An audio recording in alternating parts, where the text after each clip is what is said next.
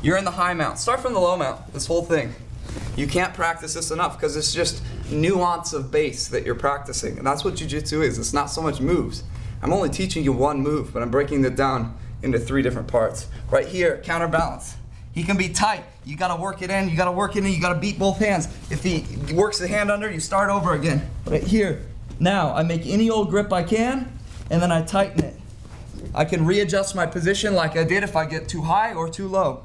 Now, I glue it to his chest. I posture up as high as I can, counterbalancing to my left, your right.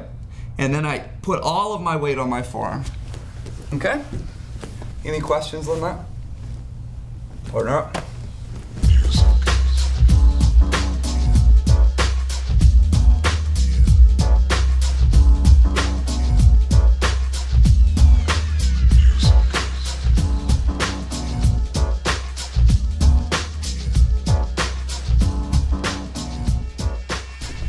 So now, we're going to talk about the final grip. And this is a tricky one to set balance-wise and defeating his kind of last defenses-wise. So I've worked to this position. I've driven my arm all the way in. I've counterbalanced my weight. And here, the hips are of great importance. The feet on the hips in this step. I've already said that at least 3 times. Now when I come back up, I adjusted my weight a little bit backwards as I came up, and sometimes that's kind of necessary because when you're driving forwards you end up going a little too high. So you can come back in this position right here.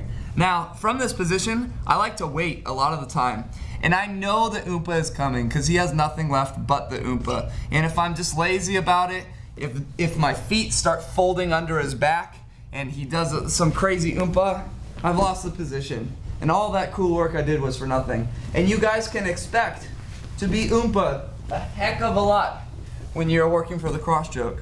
And kind of the cool part about it is that white belt's crazy last minute, last ditch Oompa is probably the same as a blue belt's lazy, crazy last ditch Oompa. I mean, everybody's kind of crazy Oompa is kind of the same, or at least more similar than say something like an open guard, you know, where there's a big discrepancy between a white and a blue belt in the open guard.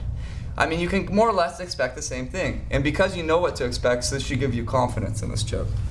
So right here, I often wait for the Oompa because if I try and move over as he's Oompaing, I could maybe lose the position because I was moving my body weight over in this direction, so I was uncounterbalancing my weight at the same time he was Oompaing. Usually I get a good indication within about 4 seconds if he's gonna Oompa. Notice, go Oompa again please, how I followed with my hips, his hips rather, with my feet like this. They didn't come underneath. That's bad because he can start to smash my leg with his body weight. If he does that, I'm gonna do this and then I'm gonna put my head on this position right here. Now, from this position, I bring my left arm all the way to this side. And I'm gonna use my forearm across his neck like this.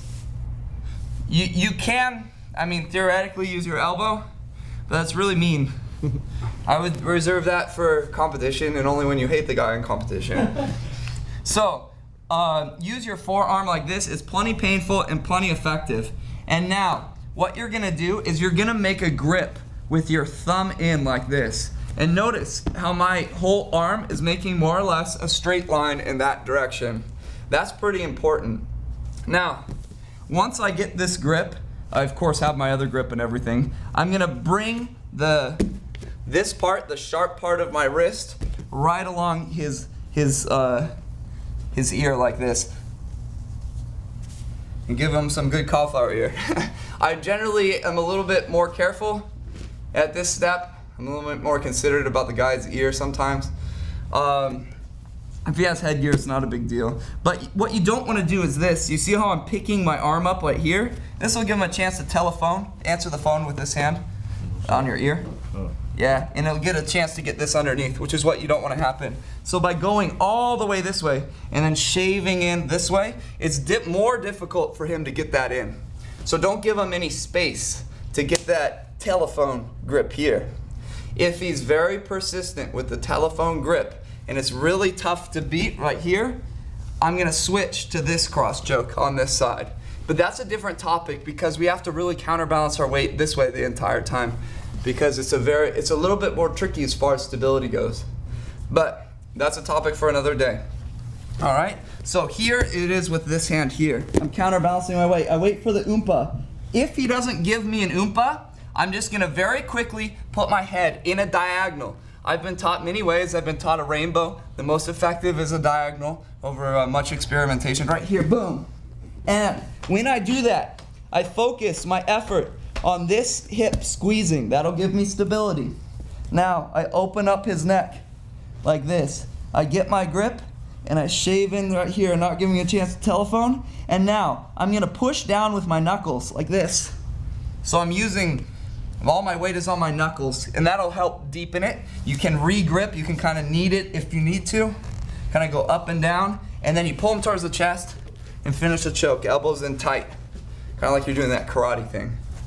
Finishing the choke is the easiest, and it's often the most emphasized. The tricky part about this whole thing is the balance and the base, okay? Is there any questions on that? If he oompas, wait for him just 3-4 seconds. Wait to see if he's gonna go absolutely berserk. The hips will be enough to stop most oompas. It will not be enough to stop I've got to put everything I have into this oompa. At which case, you remove both of your hands, you remove the weight off him completely, and you insert your hooks and take the back. Because if it's enough to buck you off to where you need to remove this hand, and he's really going, I get the back here. It goes back to the most basic jiu-jitsu imaginable, because he just wants anything other than that cross choke, especially maybe if you've done it to him a few times.